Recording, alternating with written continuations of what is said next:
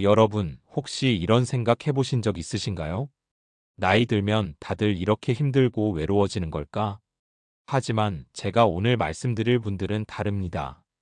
그분들은 나이가 들어서도 웃음을 잃지 않고 매일을 기대하며 살아갑니다. 왜일까요? 비결은 특별한 것이 아니라 누구나 할 수 있는 7가지 작은 습관에 있습니다. 지금부터 그 비결을 함께 나누겠습니다. 한 번도 늦지 않았습니다. 행복한 노후 지금부터 시작해 보시죠. 실제 사례와 공감. 안녕하세요, 여러분. 먼저 두 분의 이야기를 들려드리겠습니다. 사례 1. 외로운 70대 김어르신. 김어르신은 70대 초반이신데요. 자녀들은 모두 따로 살고 바쁜 일상에 치여 연락도 자주 못하십니다. 김어르신은 하루 대부분을 집에서 혼자 보내시면서 텔레비전 앞에 앉아 계시는 시간이 많습니다. 어느 날은 병원에 가셨는데 의사 선생님께 이렇게 말씀하셨대요. 사실 몸은 괜찮은데 마음이 너무 외롭고 하루하루가 무의미하게 느껴집니다. 이 이야기를 듣고 많은 분들이 마음 한켠이 무거워지셨을 겁니다. 나도 혹시 저렇게 될까? 하는 두려움과 공감이 함께 오셨을 거예요. 사례 2.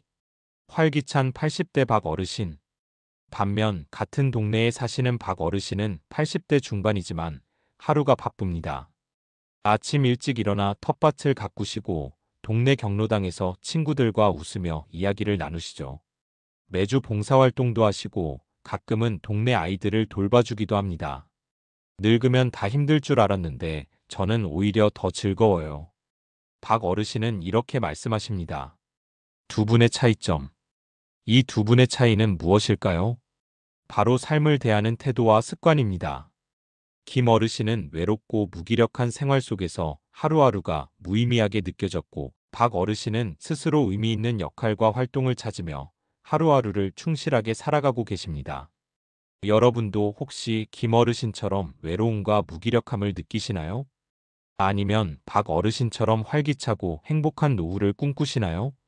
사실 누구나 나이가 들면서 외로움과 무기력함을 느낄 수 있습니다.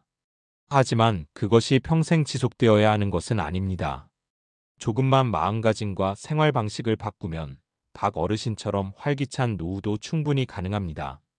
지금부터 함께 그 작은 변화의 비결을 차근차근 알아가 보시죠. 문제점 부각. 여러분, 이제 조금 솔직하게 이야기해 보겠습니다. 우리 모두가 노후를 맞이할 때 가장 두려워하는 것들이 무엇일까요? 바로 외로움, 무기력, 건강 악화, 경제 불안, 그리고 소통 단절입니다. 1. 외로움의 그림자. 노년기의 가장 큰 문제 중 하나는 외로움입니다. 혼자 지내는 시간이 많아질수록 마음은 점점 허전해지고 우울감과 무기력에 빠지기 쉽습니다. 실제로 여러 연구에서 노인의 외로움이 심하면 신체 건강뿐 아니라 정신 건강까지 크게 악화된다는 결과가 나왔습니다. 외로움은 심장병, 고혈압, 치매 위험까지 높인다고 합니다. 2. 의미 없는 하루의 연속? 매일 같은 루틴, 아무런 목표나 기대 없이 보내는 하루는 노후를 황폐하게 만듭니다. 왜 사는지 모르겠다는 생각이 자주 들고 삶의 의욕이 떨어지면 자꾸만 집에만 틀어박히게 됩니다. 이것이 반복되면 우울증으로 발전할 위험도 높아집니다. 3. 경제적 불안. 많은 분들이 자녀에게 의존하거나 퇴직 후 소득이 줄어들면서 경제적 불안을 겪고 계십니다. 경제적 스트레스는 불면증과 우울감을 부추기고 가족 갈등의 원인이 되기도 합니다. 특히 자녀에게 너무 의존하면 자녀와 갈등이 발생하거나 스스로 무력감을 느끼게 됩니다. 4. 신체 건강 저하와 무기력. 나이가 들수록 신체 기능은 자연히 떨어지지만 운동 부족과 건강관리 소홀은 상태를 더 악화시킵니다. 걷기조차 힘들어지고 만성질환이 늘어나면서 할 수 있는 게 없다는 생각에 빠지기 쉽습니다. 이것은 노후의 삶을 더욱 힘들고 외롭게 만듭니다. 5. 사회적 관계 단절. 가까운 친구, 이웃, 사회활동에서 점점 멀어지면 사회적 고립이 심화됩니다. 사회적 관계가 약해지면 정서적 지지 역시 줄어들고 이는 다시 건강 문제와 우울로 이어집니다. 이처럼 노후의 문제는 단순히 하나가 아니라 여러 문제들이 복합적으로 얽혀 있습니다. 그리고 이런 문제들은 대부분 작은 무관심과 습관에서 시작됩니다. 지금부터라도 나 자신을 위한 변화를 시작하지 않으면 이 문제들이 점점 커져서 삶의 질을 크게 떨어뜨릴 수밖에 없습니다. 하지만 걱정 마십시오. 이 문제들을 해결할 수 있는 7가지 비결이 있습니다. 다음 파트에서 그 해법을 전문가 조언과 함께 자세히 알려드리겠습니다. 전문가 조언. 여러분, 지금부터는 행복한 노후를 위해 반드시 알아야 할 전문가들의 조언을 들려드리겠습니다. 삶의 방향을 다시 세우고 싶은 분들께 큰 도움이 될 겁니다. 1. 심리학자 조언. 노후에도 역할이 필요합니다. 심리학자 유은정 교수는 이렇게 말합니다. 사람은 누구나 사회적 역할 속에서 정체성을 느낍니다. 그런데 은퇴 이후 그 역할이 사라지면 정체감이 무너지고 우울과 무기력에 빠지게 됩니다. 예전에는 직장에서의 역할, 부모로서의 역할이 있었지만 이제는 나만의 역할을 새롭게 만들어야 할 시기입니다. 그게 봉사활동이든 손주 돌보기든 작은 글쓰기든 상관없습니다. 의미 있는 역할이 있는 사람은 매일 아침이 설레고 하루가 분명해집니다. 2. 노년의학 전문의 조언. 몸을 움직이는 만큼 노화는 늦춰집니다. 서울 아산병원 노년내과 전문의 이재현 박사는 말합니다. 노년기에는 움직임이 곧 생명력입니다. 일주일에 3번 이상, 30분 이상 걷는 것만으로도 치매 우울증 고혈압 위험을 확 낮출 수 있습니다. 걷기, 스트레칭, 가벼운 근력 운동, 심지어 텃밭 가꾸기까지도 훌륭한 운동입니다. 중요한 건 강도보다 지속성입니다. 계단 한층, 시장 가는 발걸음 하나도 노후 건강을 지키는 비결이 될 수 있습니다. 3. 재무설계 전문가 조언. 노후의 자존감은 돈이 아니라 경제적 독립에서 나옵니다.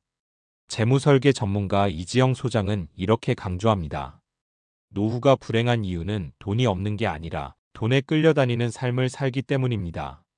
노후에 자녀에게 기대거나 갑작스러운 지출에 허덕이면 삶의 주도권을 잃게 됩니다. 하지만 작은 금액이라도 고정 수입이 있거나 내가 계획한 지출 내에서 살아가면 삶의 통제감을 가질 수 있습니다. 경제적으로 자립하는 것이 곧 심리적으로도 자립하는 길입니다. 4. 노년 상담 전문가 조언. 자녀와 건강한 거리두기를 하십시오. 가족 상담 전문가 정혜신 박사는 이렇게 말합니다. 자녀와 부모는 독립된 존재입니다. 지나친 기대나 간섭은 결국 서로에게 상처만 남깁니다. 내가 이렇게 키웠는데 하는 기대보다는 이제는 그들의 인생을 믿고 응원하겠다는 마음이 필요합니다. 자녀와는 거리는 두되 마음은 가깝게 유지하는 지혜가 노년의 평화를 지켜줍니다. 5. 정신과 전문의 조언. 감사하는 사람은 절대 우울하지 않습니다. 정신과 의사 하지영 교수는 말합니다. 매일 하루에 단 3가지만 감사한 일을 적어보세요. 작지만 확실한 행복을 찾아내는 눈이 생깁니다. 감사일기를 쓰면 스트레스 호르몬인 코르티솔 수치가 떨어지고 행복감을 느끼는 세로토닌이 증가합니다. 감사하는 습관 하나만으로도 뇌와 마음이 건강해진다는 과학적 근거도 많습니다.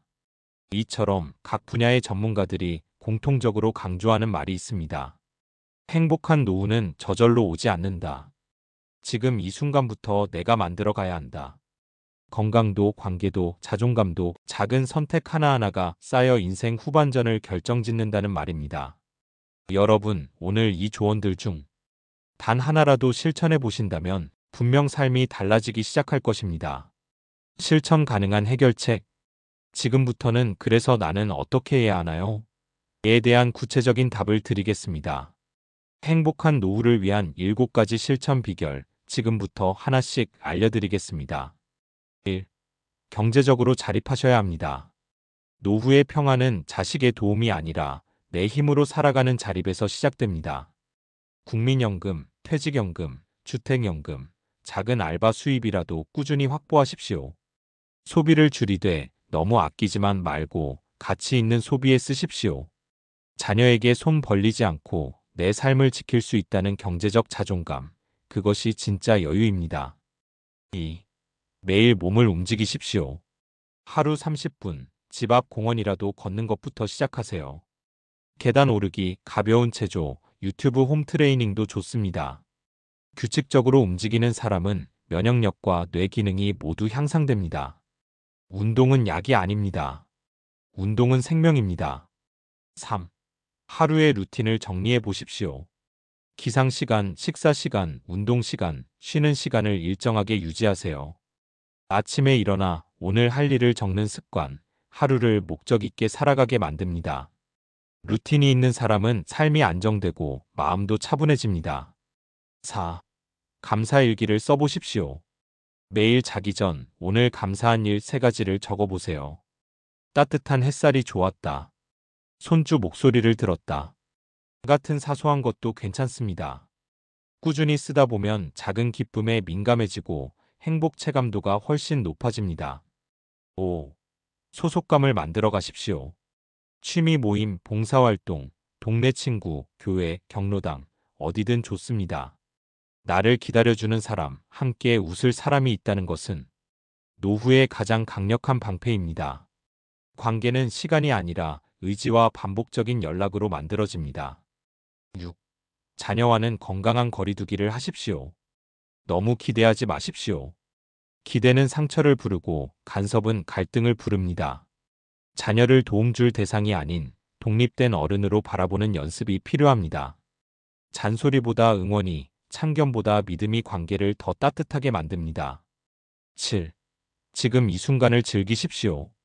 과거는 지나갔고 미래는 알 수 없습니다. 지금 마시는 커피 한 잔, 보는 풍경 하나에 만족하는 연습을 하십시오. 지금 이 순간을 충실히 사는 태도가 가장 강력한 행복의 기술입니다. 행복한 노후를 위한 7가지 비결 어렵지 않습니다. 크고 대단한 일이 아니라 지금 할 수 있는 작은 행동 하나에서 시작됩니다.